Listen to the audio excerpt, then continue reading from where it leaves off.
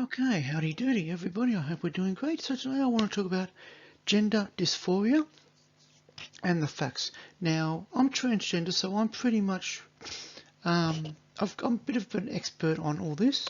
Not as much as what the scientists are and all that. So I just want to say this to everybody, there's a lot of people out there saying being transgender is a mental disorder. It is not. It has not been for many years. The best way I can describe being trans, and it's really hard to describe, is I don't feel comfortable in my body. I never have. I don't feel. I feel as if I've got two bodies. I really do. I've got an external one which I despise, and an internal one. Which my internal one, I love it like crazy, because you can chop and change it how you see fit. Now, from a young age, I never felt right. I knew there was something wrong. I just didn't know what it was. Anybody who decides to transition from male to female or female to male, we don't do it just for the fun of it. Because we know by doing it, we're going to get ridiculed. We're going to have to go through a lot of psychological tests, even to go on hormones. We've got to be proven that it is the right thing for us to do. There's actually other people deciding how to define our bodies. Now, it is my body. I know how I feel.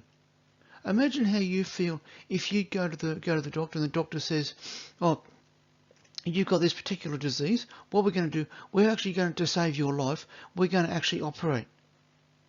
But then, or you want the operation, or the doctor says, "Oh, no, we can't do that. That goes against God's will, or that goes against my religious beliefs, or whatever." That's the way it feels. That is the way that it really feels. That's the best explanation I can give. I know it sounds vague and everything like that, because everybody is different. We are all unique individuals. For me, like I've had it with my course, I've had people asking me to describe it. For me, it's just the fact that I just feel like I've got an out of body experience, 24 hours a day, 7 days a week, where I just don't feel that it's my body. I feel that it's a joke. Now, transgenders in the past, yeah, there were people in the past who were first forced into criminal activity because no one would employ us, or would employ those that went before me. So of course there was criminal activity. Today, there's a lot more protections in there. There's a lot more accepting employers who are giving transgenders a go, because they're actually very open, and they actually enjoy having the diversity. So anybody who's going out there and making assumptions about transgenders, please don't. Please don't, unless you've actually got the facts. And my best thing is, I'll say this, is go on and Google WPATH, which is the World Professional Association for Transgender Health, and their standards of care, which is any physician who is dealing with transgenders.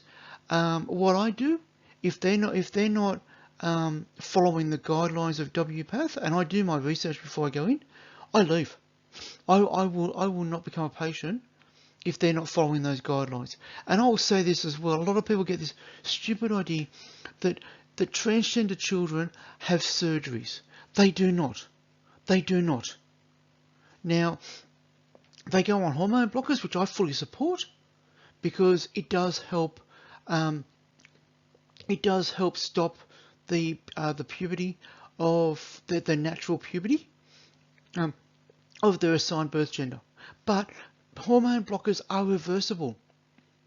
Now, I know recently there was a television program, I haven't seen it yet, but from what I've been hearing, television program that came through with a lot of lies and a lot of misinformation. Please do not take that on board. I'm still trying to find where it is, because I can't find it on their website.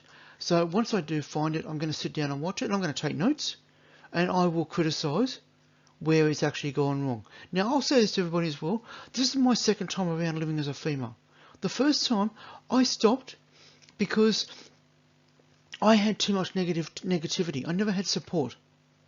It was just, I got to the point where I thought, okay, maybe I'm better off just doing what everybody else wanted. And that's what I did.